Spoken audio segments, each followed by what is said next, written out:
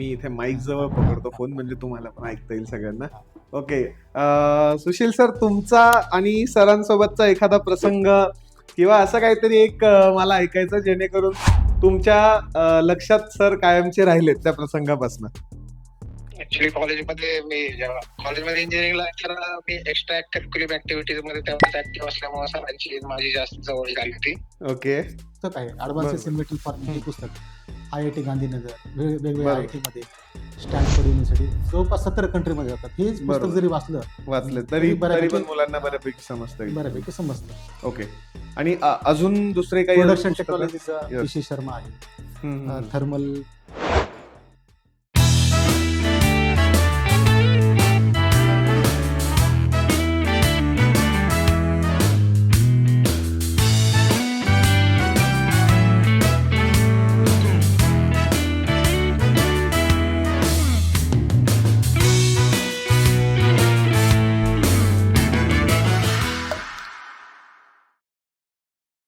So thank you so much sir. आज तुम्ही आम्हाला टाइम दिलात, वेळेत वेळ काढून. कारण मला पण माहिती आहे, एवढ्या सगळ्या जबाबदाऱ्या सांभाळत असताना माणसाला टाइम फार मॅनेज करावा लागतो, त्या गोष्टी फार पाळाव्या लागतात. सो सर, एक तुम्हीच मला एक तुमच्या कॉलेजचं इंट्रोडक्शन करून द्या आपल्या व्ह्युअर्सला. तुमचं आणि तुमच्या कॉलेजचं इंट्रोडक्शन करून द्याल. आमचं हे कॉलेज मातोश्री शैक्षणिक प्रतिष्ठानच्या अंतर्गत Rajiv Gandhi college of engineering हे सुरुवात केलेलं आहे 2012 मध्ये. आमच्या संस्थेचे जे चेअरमॅन आहेत मातोश्री मीराताई आहेत, त्यांच्या कर्तृत्वामधून आम्ही हे सुरुवात केलेलं आहे. आमच्या संस्थेचे सचिव आदरणीय किरण आहेर सर आहेत. आमच्या संस्थेचे ट्रेझरर हे मुंडे साहेब आहेत. आणि आमच्या शैक्षणिक संकुलामध्ये हे संकुल सांभाळतात हे डॉक्टर दीपक आहेर सर, आदरणीय श्वेतंबरी मॅडम, आदरणीय शीतल मॅडम आहेत. यांनी ही आमच्या कॉलेजची सुरुवात केली. यानंतर त्यांनी आमच्या कॅम्पसमध्ये मातोश्री ग्लोबल स्कूल सुरू केलेलं आहे. त्यानंतर आम्ही या कॅम्पसमध्ये मातोश्री फार्मसी कॉलेजसुद्धा सुरू केलं. आणि रिसेंटली 2022 मध्ये आम्ही मातोश्री आयुर्वेदिक कॉलेज पण सुरू केलेलं आहे. ओके. आणि मला वाटतं पॉलिटेक्निक कॉलेजचं पण हा आपलं. सर, आमचं जेव्हा कॉलेज सुरू झालं 2012 मध्ये, त्यावेळेस सुद्धा आम्ही पॉलिटेक्निक कॉलेज सुरुवात केलेलं आहे. ओके. आणि त्या पॉलिटेक्निकमध्ये आम्ही मेकॅनिकल आणि मेकॅनिकल आणि ENTC ब्रँच आम्ही सुरू केलेली आहे. ओके, म्हणजे 2 ब्रांच आपल्या पॉलिटेक्निकच्या Polytechnic आहेत. आणि मग बाकी इंजिनिअरिंग. आणि आणि इंजिनिअरिंग मध्ये कोणकोणत्या ब्रांचेस आहेत आता आपल्या? इंजिनिअरिंग मध्ये आमच्या इथं मेकॅनिकल इंजिनिअरिंग आहे, ओके. याची इंटेक 120 आहे. कम्प्युटर हम्म. इंजिनिअरिंग आहे, त्याची इंटेक 120. ओके. इलेक्ट्रिकल 60 आणि ENTC 60. हे झालं बरं. आमचं UG इंटेक. इंजिनिअरिंगचं. आणि पॉलिटेक्निकचं आहे मेकॅनिकल इंजिनिअरिंग 60 आणि इलेक्ट्रॉनिक्स 60 असं 60 120 ची म्हणजे इंटेक आहे. 120चा इंटेक आपला 120. पॉलिटेक्निकचा पण आहे. Polytechnic. ओके. आणि सर, एक म्हणजे आता जसं बोलता बोलता आपण की मॅम आणि मातोश्री ट्रस्ट वगैरे यांच्याबद्दल Yes. जाणून घेतलं, तर एक काय व्हिजन होतं तेव्हा आणि काय व्हिजन आहे कॉलेजचं आणि एक तुमचं आत्ता? सध्या आमचं सुरुवातीला विजन होतं की ह्या ग्रामीण भागामध्ये शिक्षणाचा प्रचार आणि प्रसार व्हावा, जे की इंजिनिअरिंग साठी आपल्याला इतर ठिकाणी जावं लागतं. त्यासाठी आम्ही या ग्रामीण भागामध्ये कर्जुल्या हरिया हे ठिकाण आहे. आणि हे तालुका पारनेरमध्ये आणि डिस्ट्रिक्ट अहिल्यानगरमध्ये आहे. तर आमच्या ज्या मातोश्री आहेत मीराताई आहेर यांनी गरिबापर्यंत शिक्षणाचा प्रचार प्रसार व्हावा हे आपल्या ध्येय ठेवून ते पूर्ण करण्यासाठी आणि त्यांचे जे- जवळपासच्या आजूबाजूच्या एरियामध्ये किती कॉलेजेस आहेत इथे सर, इंजिनिअरिंगचे? हा जो नगर कल्याण हायवे आहे, हम्म. या एरियामध्ये जवळपास 3 कॉलेजेस आहेत. Okay, 3 colleges. आणि एक जनरल लोकसंख्या काय असेल इथली? या गावाची लोकसंख्या जवळपास 3000च्या जवळपास. 3000 4000च्या जवळपास. नाही, एवढ्या 3000 4000च्या जवळपास हो. एक असं कॅम्पस जिथे मेडिकल पासनं तर इंजिनिअरिंग पासनं आणि पॉलिटेक्निक प्लस मला वाटतं लहान मुलांच्या शिक्षणापासून हो, सगळंच काय सगळंच. अवेलेबल होईल अशी एकमेव संस्था आपलीच आहे की Yes, लहान sir. मुलाच्या हो. शिक्षणापासून तर एकदम आयुर्वेदिक आयुर्वेदिक college- PG पर्यंत पण आहे. पीजी पर्यंत. ओके, पीजी पर्यंत PG आपल्या पर्यंत, इथेच PG पर्यंत. त्यांना शिक्षण. Nice nice. ओके. सो एक तुमचा पण एक जसं आपण बिहाइंड द सीन आपण जसं बोलत होतो सर, आपली चर्चा झाली की तुमचंही शिक्षण असं गावाकडेच झालेलं हो आहे. हो सर. गावाकडच्याच सिटी, city एक मध्ये. गावाकडे म्हणू आपण. Yes. सिटी पेक्षा थोडा वेगळा भाग जो ग्रामीण येतो भाग, त्यात समजा. ग्रामीण भागात आपल्या एक शिक्षण झालंय. हा. काय फरक वाटतो तेव्हाच्या शिक्षणात आणि आत्ताच्या शिक्षणात? सर, त्यावेळेस मी जेव्हा शिक्षण घेतलं त्यावेळेस शाळेची जी दुरावस्था होती हा. ती फारच वाईट होती. Yes. शिक्षक असायचे जेमतेम असायचे. शाळेची एवढी सुसज्ज अशी बिल्डिंग नसायची, हम्म, पण आम्हाला शिक्षण हे चांगल्या पद्धतीने दिले त्यांनी. बरोबर. सध्या बिल्डिंग आहे, सर्व गोष्टी आहेत, पण नियम त्यावेळेसचे शिक्षक लोक मारायचे खूप. मारायचे, आता ते बंद झालेलं आहे. आता बंदच झालं. काय वाटतं, प्रॉब्लेम होतो त्याच्यानी की फायद्याचं आहे? काय सर, काय त्या काळामध्ये तुमचा आम्हाला अनुभव? छडी लागे छमछम विद्या विद्या येई येई गम, हा. गम गम. असं त्या काळात होतं, पण आता ते पूर्ण फॉर्म्युला बदललेला आहे. आताचे जे आई वडील आहेत ते फार सतर्क झालेले आहेत. बरोबर. त्या काळामध्ये आमचे आई वडील सांगायचे की मारा विद्यार्थ्यांना, चांगले शिकवा.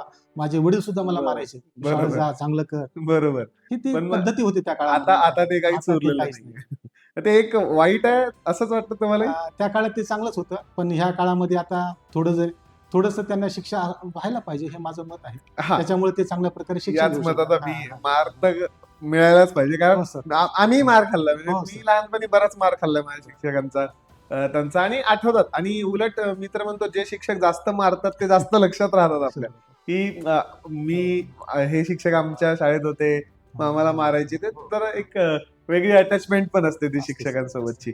ओके, सो आपण जर तुमच्या शिक्षणाबद्दलही बोललं सर, तर हो, सर. तुमचंही बरंच शिक्षण झालेलं आहे. एकदा मी सरांनाच रिक्वेस्ट करेल की त्यांनी त्यांच्या डिग्रीज ज्या काही घेतलेल्या आहेत सरांनी, इंडियामध्ये तर इंडियामध्ये, फॉरेनमध्ये पण सरांचं शिक्षण झालंय. सर शिकवायला सुद्धा गेले, बरेचसे रिसर्च पेपर सरांनी पब्लिश केले. सो एक ती थोडक्यात माहिती आपण सरांकडून घेण्याचा प्रयत्न करूयात, की सरांचं शिक्षण आणि त्यांचे जे रिसर्च पेपर, आणि त्यांनी जो एक सगळा काही हा घात घातलाय. सरांचे पुस्तकं पण आहेत, सरांनी पुस्तक लिहिलेले आहेत, सरांचे पुस्तकं हे पब्लिश झालेले आहेत. सो त्याच्याबद्दल आपण जाणून घेऊयात. So sir please. सर, माझा शैक्षणिक प्रवास हा नांदेड या ठिकाणाहून झाला. माझं 1ली ते 10वीचं शिक्षण पंचशील महाविद्यालयामध्ये झालं. तेवढं सुसज्ज अशी काही बिल्डिंग नव्हती, त्या काळात झाली. त्याच्यानंतर माझं 11वी-12वी यशवंत महाविद्यालय. त्याच्यानंतर माझं UG हे MGM college of engineering Nanded ते झालं. ओके. आणि PG आणि PhD हे SGGS college of engineering Nanded इथं झालेलं आहे. आणि ह्यासाठी स्वामी रामानंद तीर्थ मराठवाडा या युनिव्हर्सिटीमधून मला UG, PG, PhD ह्या डिग्री भेटल्या. PhD. आणि PhD साठी आणि ME साठी जे काही प्रोजेक्ट केले ते IIT बॉम्बेमध्ये मी काम केलं. IIT IIT बॉम्बेमध्ये. बॉम्बे. माझे जे मार्गदर्शक होते डॉक्टर VM नांदेडकर यांनी मला मार्गदर्शन करून तिथं पाठवलं, आणि माझं तिथं रिसर्च चांगल्या प्रकारे झाला. तुम्हाला जसं ते एक सर होते नांदेडकर सर गायडन्स करण्यासाठी, तसा तुम्ही किती लोकांना गायडन्स केलं आणि किती लोकांना पाठवलं? आता माझ्यासोबत बरेचसे विद्यार्थी होते, ज्यांनी 3-4 जणांनी PhD केलेली आहे. ओके. त्याच्यापैकी मी यसने ना तिथं IIT बॉम्बेला पाठवलं. त्याच्यानंतर जोशी नावाचा एक विद्यार्थी होता, त्यांना पण तिथं पाठवलं. ओके. म्हणजे जे काही माझ्याकडे बरेचसे विद्यार्थी करू इच्छितात त्यांना मी इंडस्ट्री प्लस IITचा जे काही बरोबर. रिसर्च आहे, तिथली जी पद्धती आहे. आजकाल तर मला वाटतं आता कॉलेजमध्ये शिक्षकांना पण PhD कंपल्सरी झालेलं हो आहे. सर, हो. Yes yes. सो मग शिक्षक लोक पण जातात, त्यांना पण तुम्ही हेल्प करता हो काय? ना. एक तो अनुभव तुमचा? हो. सध्याच्याला मी बऱ्याचशा कॉलेजेसमध्ये होतो.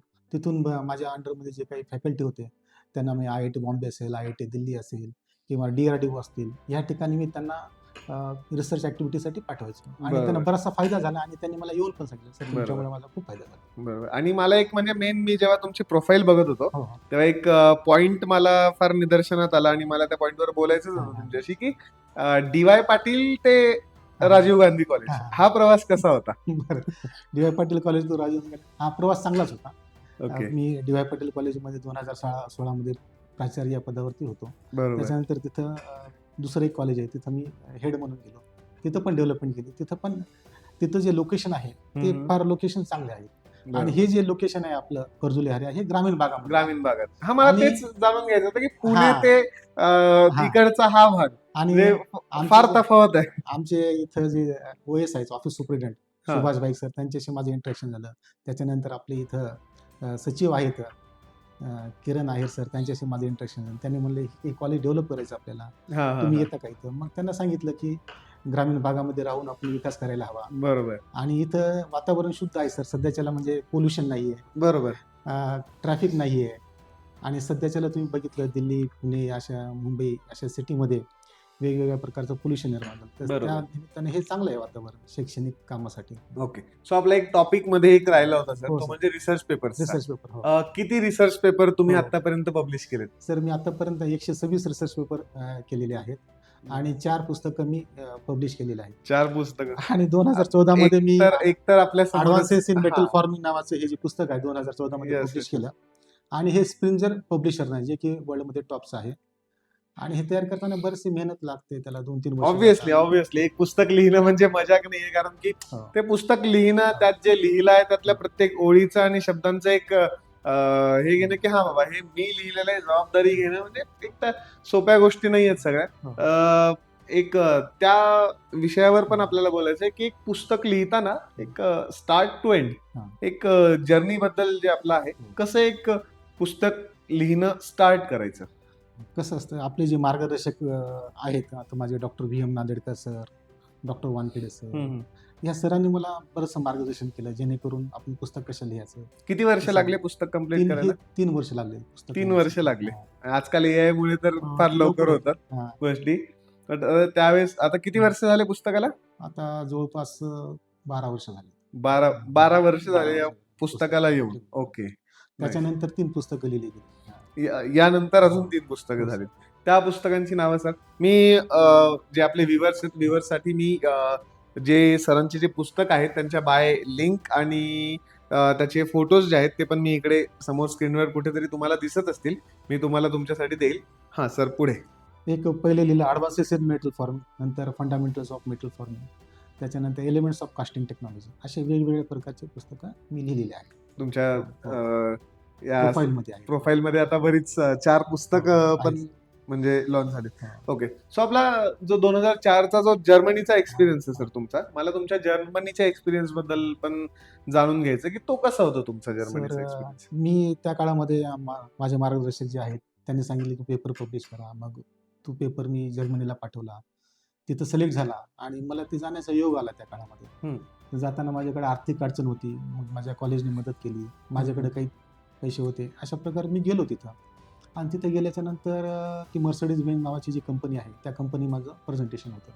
आणि तिथे गेल्याच्यानंतर माझं जे कम्प्युटर बेस्ड टेक्नॉलॉजी होती ती ऐकून सर्वजण असे अत्यंत आनंद झाला त्यांना, की त्यांनी सांगितलं की Indian brains are like a computers. Yes yes yes. मला वाटलं नव्हतं Obviously. की आपला एवढा तिथं गौरव होईल, बरोबर. पण ते म्हणायचं मला एक आनंद झाला. आणि मला सावित्रीबाई फुले युनिव्हर्सिटीची फेलोशिप पण मला याच्यासाठी भेटली, ज्याला की आपण Nice. ट्रॅव्हल ग्रँड फेलोशिप म्हणतो. मी आता त्याच विषयावर येणार होतो हो. सर, की जसं तुम्ही बोललात की प्रयत्न करत राहिले तर आपल्याला बरोबर सगळेजण मदत करतात, मार्गदर्शन करतात. सो जसं तुम्ही बोललात की युनिव्हर्सिटीने पण मला हेल्प केली, हो. त्या सगळ्या गोष्टी होत्या. हा. आज जर एखाद्या स्टुडंटला हे असं करायचं असेल काही, आज जर एखादा स्टुडंट आहे ज्याच्यात कॅपॅबिलिटी आहे, जो करू शकतो, तर अशा कुठल्या कॉलेजेसच्या किंवा युनिव्हर्सिटीच्या काही स्कीम्स असतात का हो. किंवा स्कॉलरशिप असतात का मुलांसाठी? हो सर, वेगवेगळ्या प्रकारच्या स्कॉलरशिप ह्या सावित्रीबाई फुले युनिव्हर्सिटीच्या अंडरमध्ये आहेत. त्याच्यानंतर DST, department of science and technology, EICT, CSIR, हे वेगवेगळे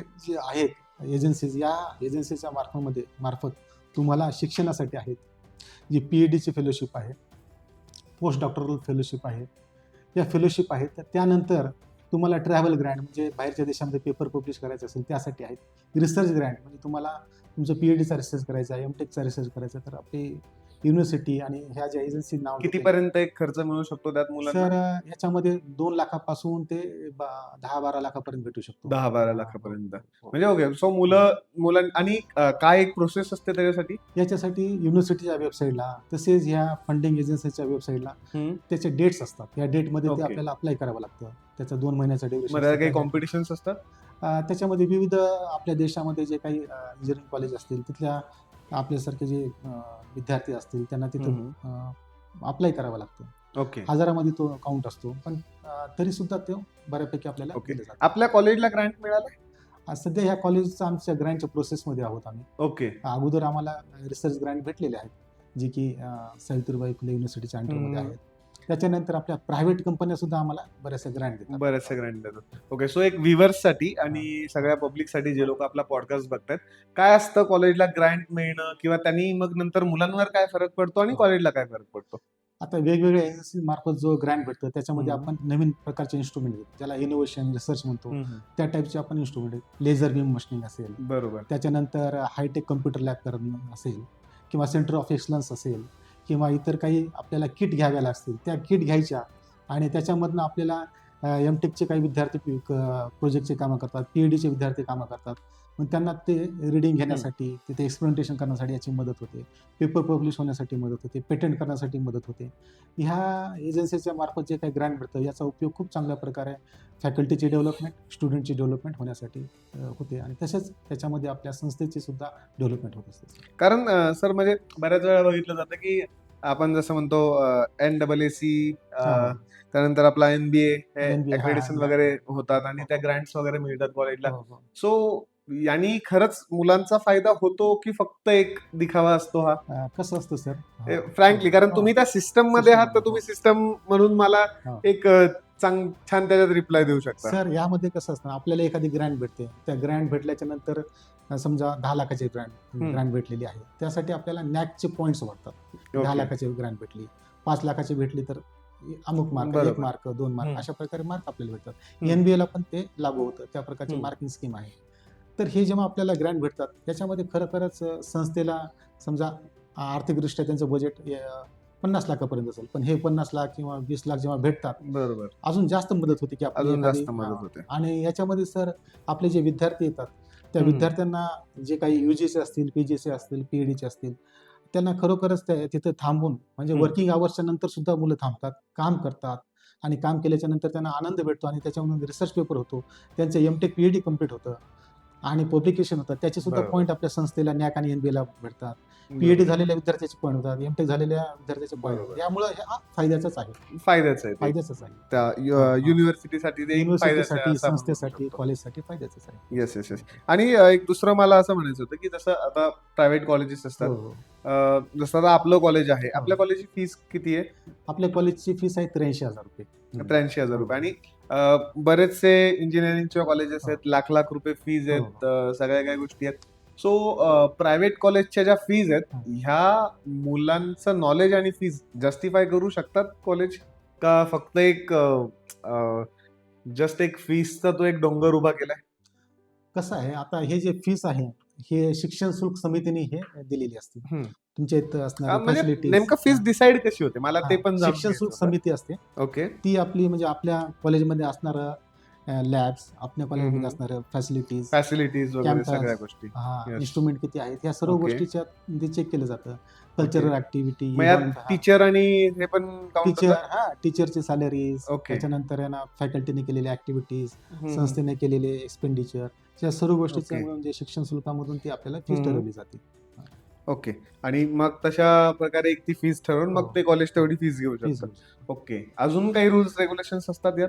आता वेगवेगळ्या प्रकारचे त्याच्यामध्ये क्रायटेरिया दिले असतात, त्याचे आपण फुलफिल करायला पाहिजे आणि ते केल्याच्या नंतर फीस ठरवली जाते. ती या कॉलेजची अमुक एवढी, त्या कॉलेजची तेवढी, विद्यार्थ्यावर होणारा खर्च, फॅकल्टीवर होणारा खर्च, कॉलेजसाठी लागणारे मेंटेनन्स, लॅबसाठी लागणाऱ्या गोष्टी, ह्या सर्व गोष्टी त्याच्यामध्ये निगडीत असतात. ओके. सो आता जसं आपण बोललो की प्रोफेसर्स आणि हे ते सगळं आता लॅब्स वगैरे, तर लॅब्स आणि प्रोफेसर्स हे आउटडेटेड होण्याची भीती कायम कॉलेजला असते का?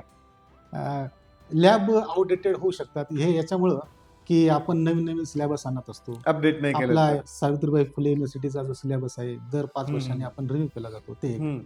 आणि सेंटर ऑफ एक्सलन्स नावाचं जेव्हा आपण लॅब तयार करतो त्या लॅबमध्ये नवीन इन्स्ट्रुमेंट आणतो Yes, जेणेकरून आपल्याला नवीन नवीन इनोव्हेटिव्ह प्रोजेक्ट्स किंवा लॅब करता आल्या पाहिजे. तर ह्यामध्ये काय होते, काही जुन्या काही इन्स्ट्रुमेंट असतात जे काही सिलेबसमध्ये नसतात, मग ते जुन्या होत राहतात. हो. आणि शिक्षकांचंही तसंच. आणि शिक्षकांना म्हणजे शिक्षक हा विद्यार्थीच असायला पाहिजे, जेणेकरून तो सतत ही शिक्षण खूप घेत आलं छान. पाहिजे. हा, हे खूप छान एक आता वाक्य माझं तुम्ही- PhD झालेलं आहे, बरोबर. तरी मी पोस्ट डॉक्टरल करत आहे. अरे तर या वा, प्रकारच्या nice. ज्या गोष्टी असतात नेहमी आपण शिकत आलं पाहिजे. म्हणजे एक शिक्षक सुद्धा कायम विद्यार्थी दशेतच असतो असं म्हणायला हरकत नाही. हरकत नाही. तेच. हो. आता पोस्ट डॉक चालू आहे सर पोस्ट तुमचं? डॉक करतोय मी. ओके. कधी ऍडमिशन सर घेतलं? ह्या डिसेंबरमध्ये मी ऍडमिशन घेतलेलं आहे 2025 मध्ये. आणि आमचं एका युनिव्हर्सिटी सोबत टाईप झालं, जसं की श्रीनिवास युनिव्हर्सिटी आहे मंगलोरची, त्यांच्यासोबत आमचं ऑफिशियली MOU झालेलं आहे. त्या अंतर्गत आमच्या अगोदर एक डॉक्टर पवार सर आहेत, त्यांनी पोस्ट डॉक्टर केलं, तर मी पोस्ट डॉक्टर करत आहे.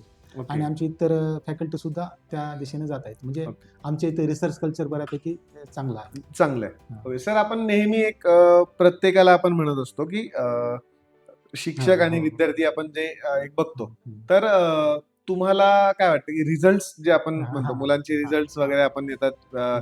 शिक्षक आपला प्रयत्न करतात जीव हो, तोडून शिकवण्याचा, हो, पण हो.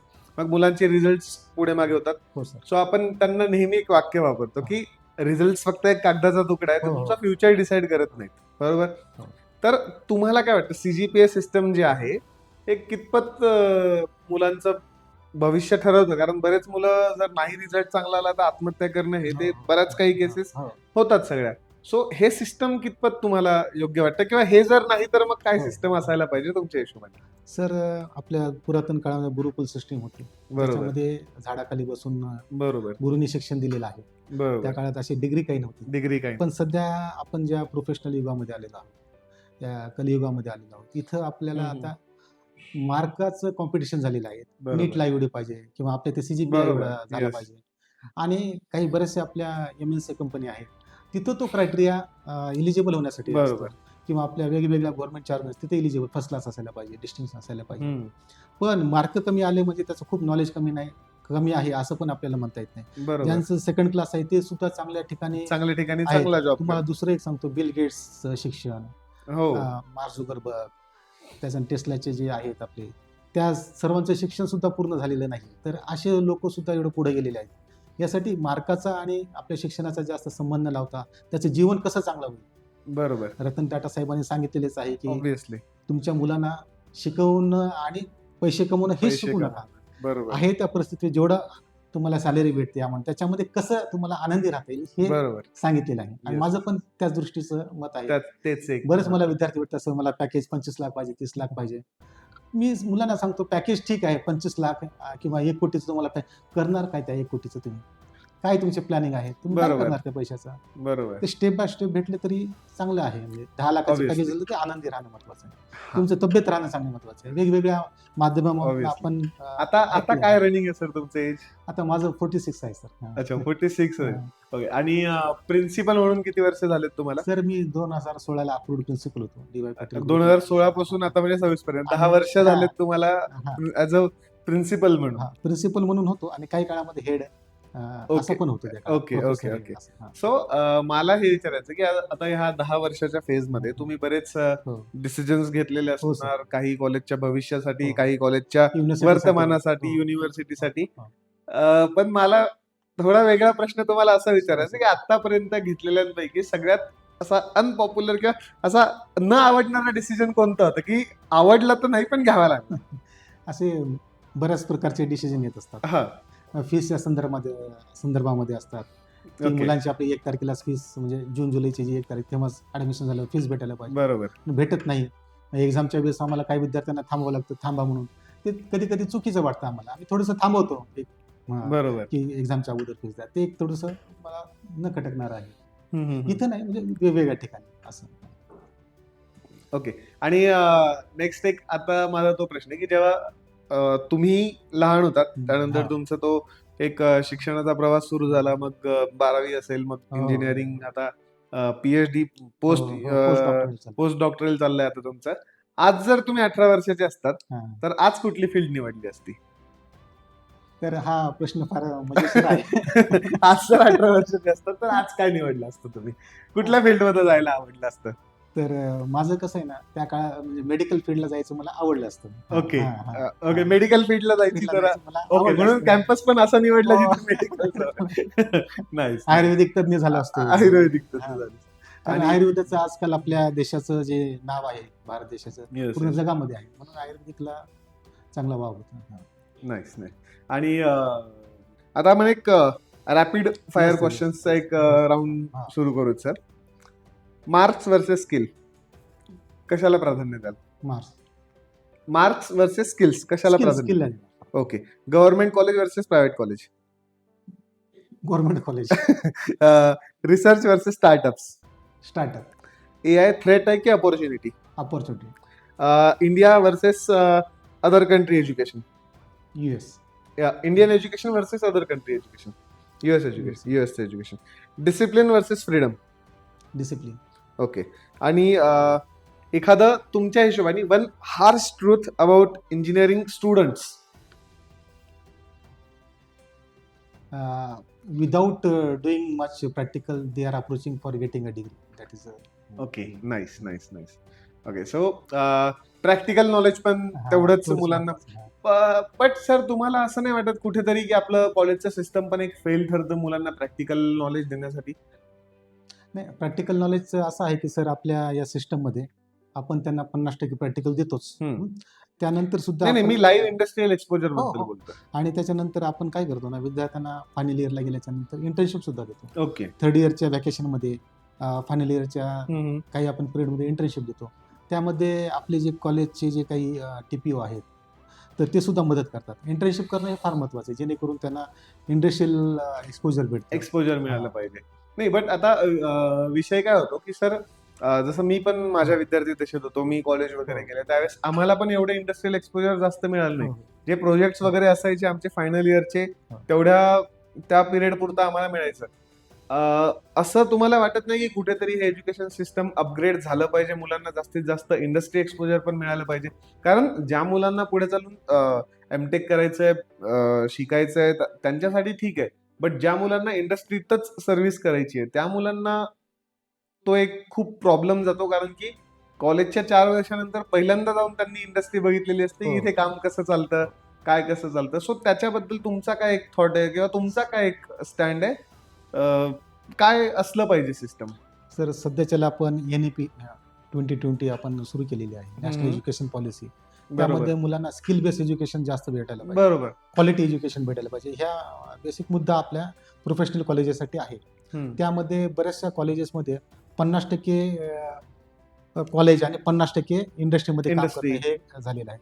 आणि बऱ्याचशा अशा इंडस्ट्री आहेत सर आपल्या भारतामध्ये, इंडस्ट्रीने स्वतःचे कॉलेजेस काढलेले आहेत बरोबर. की त्यांना जे काही एज्युकेशन इम्प्लिमेंट करायचं ते त्यांनी तिथं द्यायचं आणि डायरेक्ट त्यांनी इंडस्ट्रीमध्ये जॉब करायचा. बरोबर. ह्या प्रकारची सिस्टीम सध्या इम्प्लिमेंट झालेली आहे. सध्या आणि इम्प्लिमेंट. सध्याचा एखादा प्रोफेसर असेल, याने सुद्धा इंडस्ट्रीमध्ये ॲज अ डायरेक्टर सुद्धा काम करणं तेवढंच महत्त्वाचं आहे. मी बरोबर. तुम्हाला सांगतो, जर्मनीमध्ये असताना तिथले जे प्रोफेसर असायचे इक्वली इंडस्ट्रीमध्ये ॲज अ डायरेक्टर म्हणून सुद्धा काम करायचे. नाईस. म्हणजे इंडस्ट्रियल एक्सपोजर हे असायलाच हवं. बरोबर बरोबर. मी US मध्ये होतो, US मध्ये सुद्धा लोक इंडस्ट्रीमध्येच काम करतात. मी बरोबर. सुद्धा कोलोराडो स्कूल ऑफ माइन्समध्ये काम केलं. मग तिथं काम करता करता काही इंडस्ट्रीला टाईप करून आम्ही प्रोजेक्ट दिले. अशा ओके. प्रकारचे कामं आपल्याला इथे करायला. तसं काही आतापर्यंत हो. केलंय तुम्ही? सर, मी बऱ्याचशा इंडस्ट्री सोबत MOU केलेले आहेत आमच्या याच Rajiv Gandhi college of engineering. Okay. त्याच्यानंतर रिसर्च इन्स्टिट्यूटशी केलेले आहेत. हम्म. आमचे बरेचसे विद्यार्थी 20% जवळपास इंडस्ट्रीमध्ये जाऊन काम पाणी द्याल सर मला? इंडस्ट्रीमध्ये जाऊन काम करतात sir. Yes yes. आणि त्यामुळे काय होतं ना, त्यांना इंडस्ट्रियल एक्सपोजर भेटतं, ओके. त्यांचं नॉलेज वाढतं. आणि आमचे बरेचसे विद्यार्थी सायंटिस्ट म्हणून आहेत, बरेचसे विद्यार्थ्यांच्या स्वतःच्या कंपनी आहेत. ओके. मग तेच आम्हाला अप्रोच करतात की सर, आम्हाला विद्यार्थी पाठवा, आम्ही त्यांना इंडस्ट्रियल एक्सपोजर देऊ व्हॅकेशन मध्ये. असा एखादा विद्यार्थी आहे सर या 10 वर्षाच्या एक्सपिरियन्स मध्ये, तुम्हाला असं आठवतं की नाही बाबा हा एक फार चांगला एक विद्यार्थी होता आणि तो आठवतो अजूनही असा? सुशील गायकवाड माझा विद्यार्थी आहे. फोन लावता येईल आता आपल्याला ते? सुशील गायकवाडशी फोन लावता येईल, येस. पण आता माझा फोन तिकडे ठेवलेला आहे त्या ओके, cabin मध्ये. आपण फोन अरेंज करू. हो हो. एक मी टीमला सांगतो, जितेश. तर त्या विद्यार्थ्यांनी इंडस्ट्री काढलेली आहेत. ओके. हा.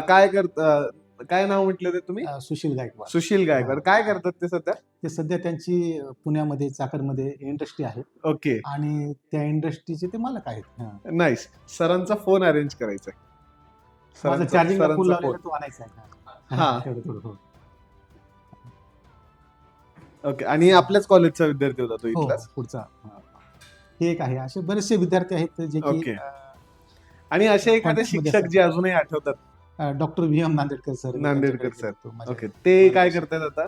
ते सध्या आता रिटायर्ड आहेत ओके. College of engineering. त्यांना मागच्याच आठवड्यात मी भेटून सुद्धा आलो. अच्छा, नाईस. मग घरी जाणं येणं होत असतं? हो, असतं घरी गेलो होतो मागच्या वेळेस. हा. अच्छा, नाईस. कधी पुण्याची DY पाटील कॉलेजची आठवण येते? हा, येते ना सर. बरेचसे फॅकल्टीचे फोन येतात, बोलतात. ओके. सो आणि आपला त्यांना- फोन पण आपला आलेला आहे. त्यांना पण आनंद वाटतो मला Yes. बोलण्यामध्ये. तर ओके. मी आपण त्या सुशील गायकवाड. हा, सुशीलला हा. सुशीलला फोन लावून तुम्हाला सांगायचंय की जस्ट हा. आता आम्ही एका इंटरव्ह्यू मध्ये बसलो होतो हो. आणि जस्ट विषय निघाला म्हणून तुझी आठवण आली. हा, सांगतो. स्पीकरवर टाका. हो, speaker. येस.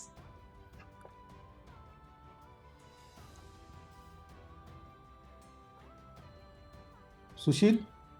हा, बोला सर. हा, डॉक्टर हिंगोले बोलतोय. हा. सध्या मी एक सेशन घेत आहे पर्पल हॅटचं. तर त्याच्यामधून आमचे सरांनी सांगितलं की तुम्हाला फोन लावा. आता सुशील गायकवाड हा माझा एक आवडता विद्यार्थी आहे. तर सध्या त्याची इंडस्ट्री आहे. तर स्वतःबद्दलचं थोडंसं माहिती द्या ना इथं सरांना. हां. मी इथे माईक हां, जवळ हां, पकडतो हां, फोन, हां. म्हणजे तुम्हाला पण ऐकता येईल सगळ्यांना. हां. ओके. सुशील सर, तुमचा आणि सरांसोबतचा एखादा प्रसंग किंवा असं काहीतरी एक मला ऐकायचं, जेणेकरून तुमच्या लक्षात सर कायमचे राहिलेत त्या प्रसंगापासून.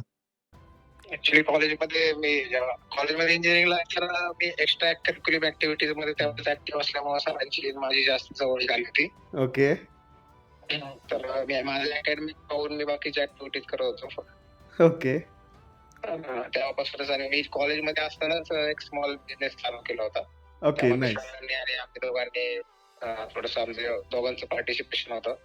त्याच्यामध्ये आम्हाला काही प्रॉफिट पण झाला होता. तो आम्ही कॉलेजच्याच फंड्स मध्ये टाकला होता, कारण आम्ही ते कॉलेजच्या ह्याच्यात केलं होतं. नाईस. असे नाईस. बरेच काही प्रसंग आहेत. म्हणजे सरांकडून मला बरीच त्यावेळेस गायडन्स मिळालं होतं. नाईस. नाईस. ओके. आम्ही तेच आता माझी स्वतःची सरांसोबतच. Mechanical industry mechanical engineering pass out आहे मी. ओके. 2017 पास आउट आणि 2 वर्ष एक्सपिरियन्स घेतला मी मेकॅनिकल इंडस्ट्रीमध्ये. आणि त्यानंतर स्वतःची कंपनी चालू केली आहे.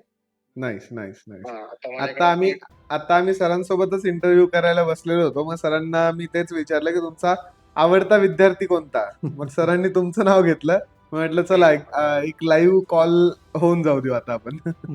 जसं त्यांचा मी आवडता विद्यार्थी, तसे माझे पण आवडते मार्गदर्शक सर हिंगोली सर. चालेल, चालेल. चलो करूयात आपण continue call. Yes yes. Okay, चलो. Bye bye.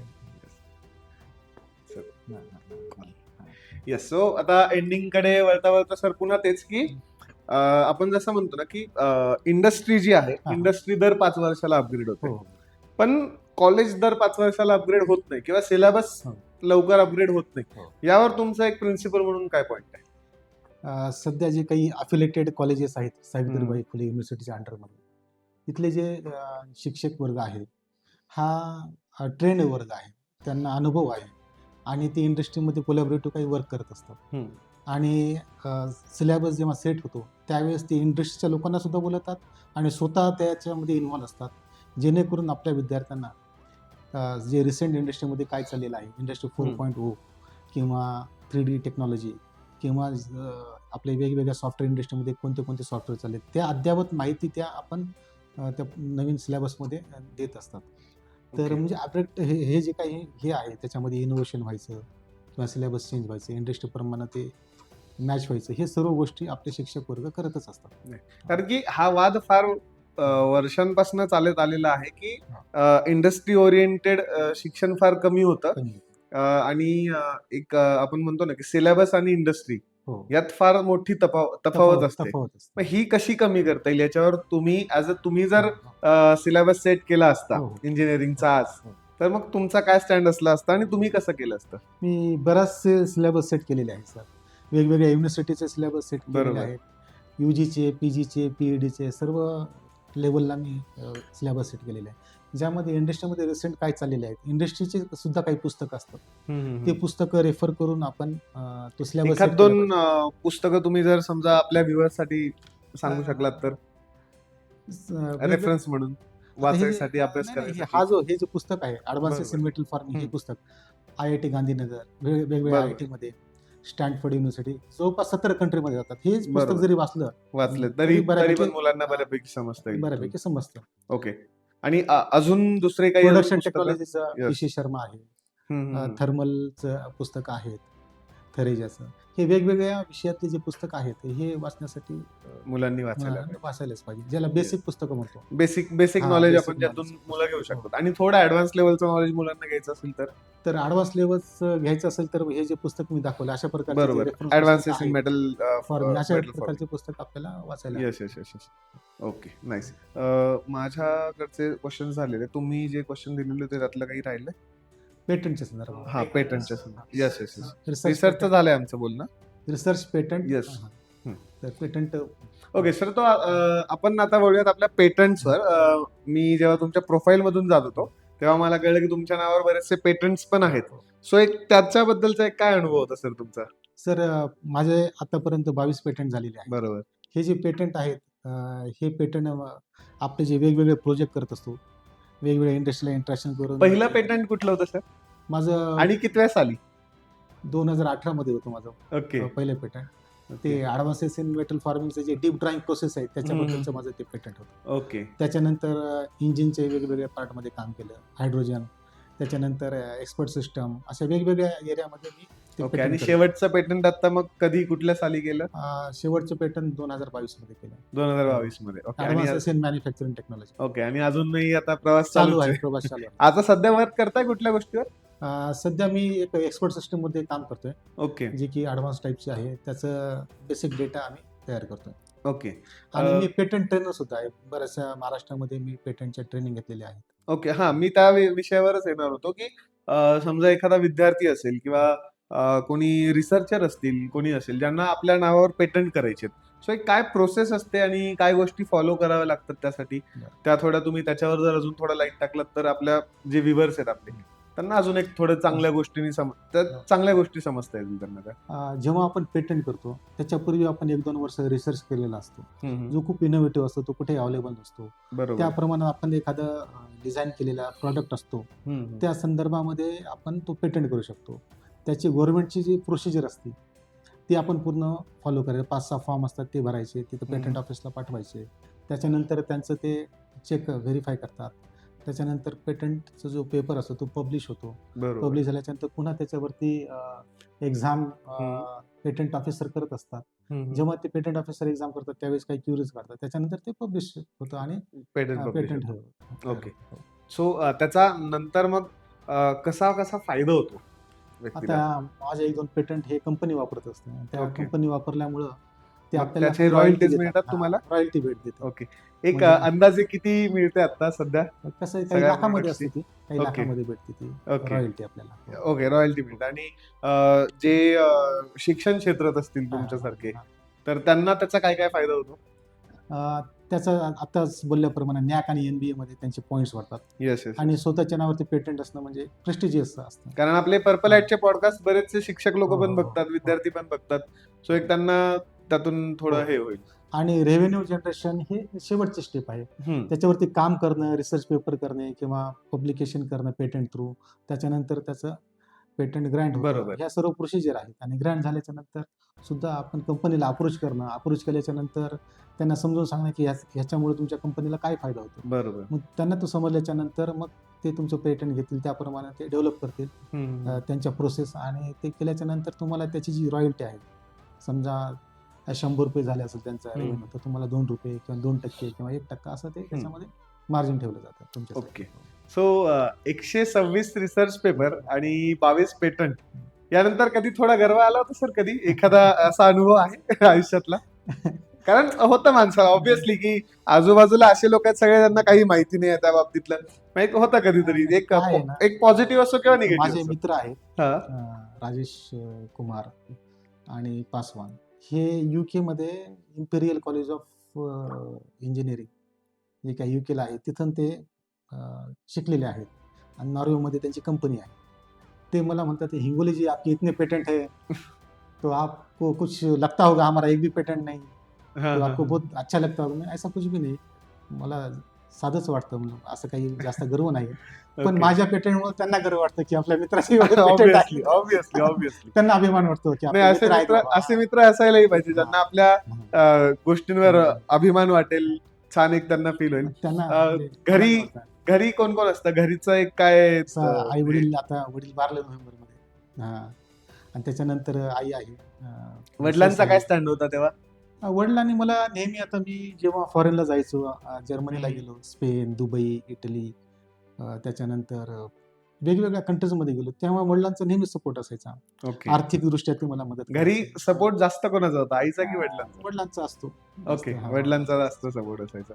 आणि आता तुम्ही एक पॅरेंट म्हणून मुलीला जास्त सपोर्ट करता की मुलाला? दोघांना. कारण जनरली जर आपण बघितलं तर आता कसं आहे, वडिलांचा मुलीला सपोर्ट जास्त असतो. आता मुलांना आता इथं तर शिक्षण असतंच, पण बरोबर. याच्यापेक्षा फॉरेनला शिक्षण केलं तर चांगलं होईल, हो. पण त्या दृष्टीने विचार करत असतो की, ओके, हा, नाईस. हा. मग आता कितवीला आहेत ते? आता 8वीला आहे, 4थीला, कमी याच्यामध्ये आहेत ते. ओके. ओके. आणि मग पुढे चालून एक इंजिनियर वडील म्हणून तुमची काय इच्छा आहे? त्यांनी काय फील्ड आता निवडावी? त्यांनी आपण त्यांच्यावरती सोपवलेलं आहे. आपण काही त्यांना बंबार्डिंग Okay. करणार नाही. पण त्यांना आवडतं की पप्पा इंजिनियर आहेत, प्रोफेसर. आपणही तसंच म्हणायचं. हे Nice. त्यांचं त्यांना वाटतं. आपण मी काय म्हणत नाही. त्यांचं त्यांना. त्यांचं नाईस. ओके, सो आजचा हा जो पॉडकास्ट आपला आपण केलाय सरांसोबत, 126 रिसर्च पेपर्स, त्यानंतर 22 पेटंट्स, 4 बुक्स, आणि अवॉर्ड जे जवळपास 7-8 अवॉर्ड आहेत सर. 7 ते 8 अवॉर्ड्स मोठे मोठे. सो सर, जसं आपण बुक्स बद्दल आपण बोलत होतो, सो मी बघतोय की इथे बरेचसे अजून बुक्स हो पण सर, ठेवलेले आहेत. हो सर. सो हे कुठले कुठले बुक्स आहेत? जरा एक आपल्या आता हे व्ह्युअर्सला इंट्रोडक्शन करून द्या आता ना त्या आमच्या books कॉलेजमध्ये डॉक्टर पवार सर आहेत. चं. हम्म. त्यांच्या रिसर्चकडे चांगला ओढ असतो आणि त्याच्यानंतर बुक पब्लिकेशनकडे ओके. त्यांनी हे बुक्स असे हे केलेले आहेत, पब्लिश केलेले आहेत. हम्म. त्याच्यामध्ये मास्टर इन रिसर्च हे एक पुस्तक आहे. त्याच्यानंतर ओके. स्कॉलर प्रेसचं एक हे पुस्तक आहे, ज्याच्यामध्ये ह्युमन युनिव्हर्सल व्हॅल्यूज हे जे काही पुस्तक आहेत हे आपल्या युनिव्हर्सिटी ऑफ पुणे जे आहे, सावित्रीबाई फुले पुणे युनिव्हर्सिटी, त्याच्या ई-कॉमर्स सिलेबसप्रमाणे वेबसाईटला अवेलेबल आहेत सेलसाठी?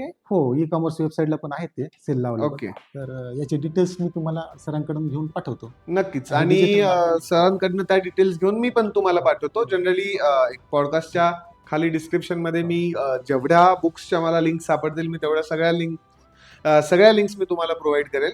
आणि आता पुढचे पुस्तकं आपण बघूयात जरा. अजून कुठले कुठले पुस्तक होते सर? हे सर्व आहेत. येस, अजून एक हे राहिलं होतं. Okay, digital marketing. Digital okay, हे- तर ज्यांना डिजिटल मार्केटिंग सध्या ट्रेंडिंग आहे, ज्यांना कोणाला डिजिटल मार्केटिंग संदर्भात पुस्तक जर कोणाला पाहिजे असेल त्यांनी डिस्क्रिप्शन मध्ये जाऊन नक्की लिंक चेक करा. मी सगळ्या लिंक्स तुम्हाला डिस्क्रिप्शन मध्ये देणारच आहे तसं तर. ओके, सो बुक्स तर आहेतच सर. आणि जसं आपण बोलता बोलता अवॉर्ड्स बद्दल बोललो, सो कुठले कुठले अवॉर्ड्स आहेत ते? सर, मला बेस्ट टीचर अवॉर्ड हा पहिला भेटला नाईस. कुठल्या त्याच्यानंतर 2007 मध्ये 2007 मध्ये. मध्ये? त्याच्यानंतर मग तेव्हा बेस्ट तेव्हा कुठे होतात तुम्ही? मी job? जेव्हा सावित्रीबाई फुले पुणे युनिव्हर्सिटीच्या अंडरमध्येच होतो, ओके. सिद्धांत कॉलेजला. हम्म. तर तेव्हा 2007 ला भेटला. त्याच्यानंतर बेस्ट रिसर्चर अवॉर्ड भेटला 2013 मध्ये रोमेनिया स्टेट युनिव्हर्सिटीमधला. ओके. त्याच्यानंतर पुन्हा बेस्ट रिसर्चर अवॉर्ड भेटला 2022 मध्ये. इन्सो नावाची एक कंपनी आहे, ऑर्गनायझेशन, त्यांच्या थ्रू भेटला. त्याच्यानंतर लाईफ टाईम अचिव्हमेंट अवॉर्ड दुबईमध्ये, जे दुबईची जी रॉयल फॅमिली त्यांच्यातर्फे भेटलेला आहे 2020 मध्ये. Nice. आणि हुज हू मध्ये 4 अवॉर्ड भेटले 2000. Nice. हुज हू हे US based आहे. टोटल मला वाटतं 8 अवॉर्ड्स. 8च्या. आणि ब्रँड अँबॅसिडर अवॉर्ड हा okay. AGGS college of engineering Nanded इथून भेटलेला आहे. असे वेगवेगळ्या प्रकारचे award वेगवेगळ्या मला हे प्रकारचे. भेटलेले आहेत सर. हे जवळपास एक नाही म्हणता 8 ते 9 मोठे मोठे award आहेत. हो सर. सगळे अवॉर्ड्स एक आहेत. सो सर, एक एंड नोट म्हणून आजच्या विद्यार्थ्यांना एक शिक्षण सोडून एक ह्युमन किंवा ह्युमॅनिटी म्हणून एक काय तुमचा मेसेज असेल सगळ्यांना? सध्याच्या या ज्या युगामध्ये आपण आता इंजिनिअरिंगचे विद्यार्थी असतील, सर्व टाईपचे विद्यार्थी असतील, तर आपण योग्य शिक्षण घेऊन आपलं जे उपजीविका आहे ती आपल्याला चांगली करायची आहे. ते एक पहिलं उद्दिष्ट. आणि एक चांगलं व्यक्तिमत्व म्हणून आपण या देशासाठी योगदान करावं ही माझी अपेक्षा आहे. येस, कारण बरेचसे विद्यार्थी जे असतात त्यांना प्रेशर येतं कधी कधी Pressure. अभ्यासाचं असेल किंवा दुसरं मार्क्सचं असेल. दुसरं एक माझा छंद आहे जे की लेखनाचा आहे. मराठी साहित्यासारखं Okay. माझं लेखन आहे. ओके, तुम्ही आता आत्महत्येचा जो मुद्दा काढला, बरोबर. हा, तर आपल्या गव्हर्नमेंट ऑफ इंडियाने नॅशनल टास्क फोर्स नावाची फोर्स तयार केलेली आहे, जे की आणीबाणीच्या काळामध्ये हे तयार केले जातात. बरोबर सध्या IIT, NIT आणि इतर प्रोफेशनल कॉलेजमध्ये मुलांचे आत्महत्येचे प्रमाण वाढलेले आहे. बरोबर. त्यासाठी या नॅशनल टास्क फोर्सच्या थ्रू प्रत्येक कॉलेजमध्ये कमिटी तयार केली जाते. मुलांना काही प्रॉब्लेम आहेत का, म्हणजे जे की आपल्याला त्रास देतील, जे त्रास आत्महत्येला देतील. प्रवृत्त करतील. Psychological हा, problem psychological असतील, ते दूर करणे किंवा हा. शिक्षक बोलताना काही गोष्टी सांगणे, त्या संदर्भाने ह्यापूर्वी मी आर्टिकल लिहिले आत्महत्येवरती, how to avoid the suicide case, ते पहिलं. त्याच्यानंतर वेगवेगळे जे काही आहेत आर्टिकल, सोशल मीडियाचं सध्या खूप वाढलेलं आहे प्रमाण. बरोबर. सोशल मीडिया असावं का नसावं, असावं तर कसं असावं, त्याच्यावरती आर्टिकल लिहिलेलं आहे.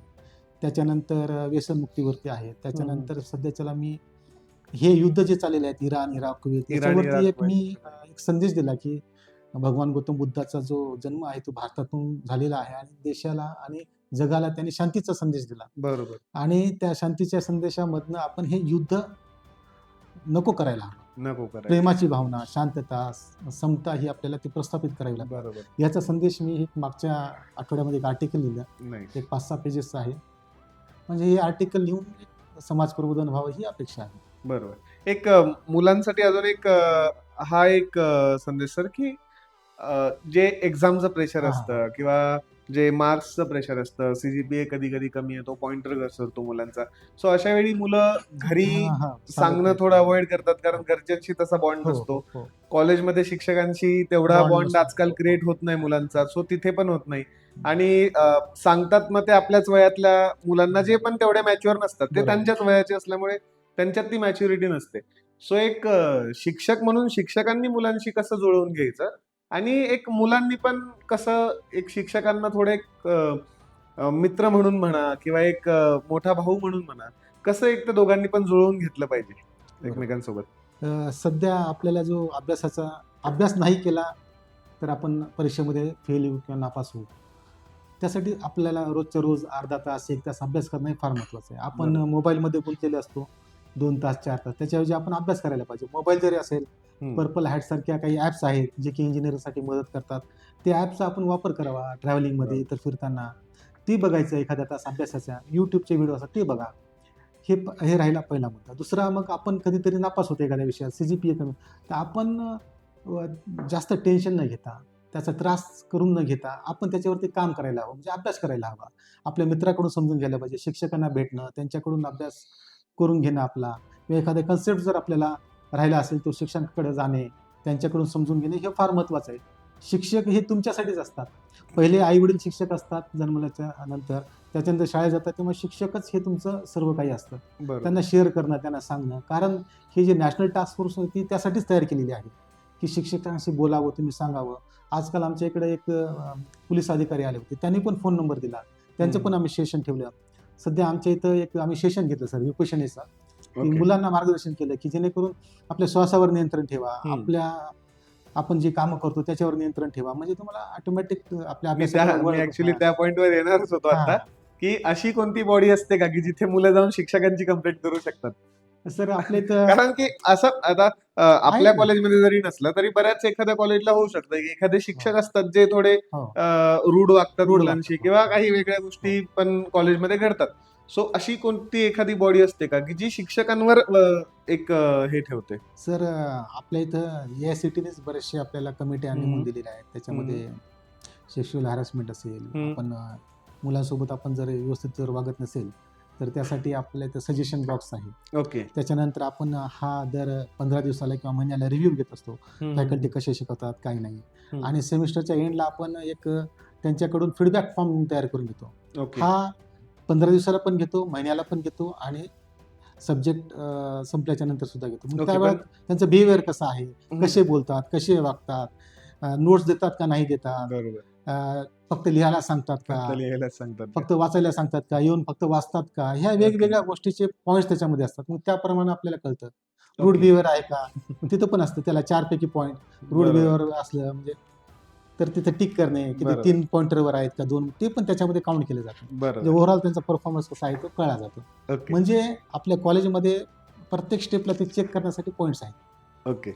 सो एक विद्यार्थ्यांपासून तर शिक्षकांपर्यंत कॉलेज कसं चालतं, कॉलेजच्या अक्रेडिशन काय असतं, ग्रँट्स काय असतात, सगळ्या गोष्टींवर आपण आज या पॉडकास्टमध्ये डिस्कस केलंय. 126 रिसर्च पेपर, त्यानंतर 22 पेटंट्स, आणि त्यानंतर मला वाटतं 10 ते 12 अवॉर्ड्स, हा एक जर्नी आपण सरांचा जाणून घेतलाय.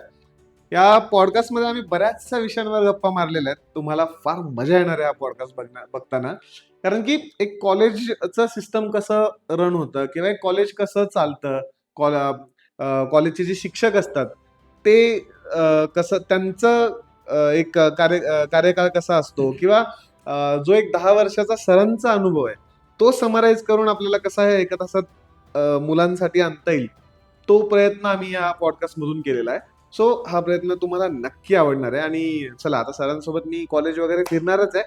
मी कॉलेज फिरतो, तोपर्यंत तुम्ही पॉडकास्ट एन्जॉय करा. सो चलो, बाय. Thank you sir. चलो, thank you so much sir. Thank you. Thank you so much.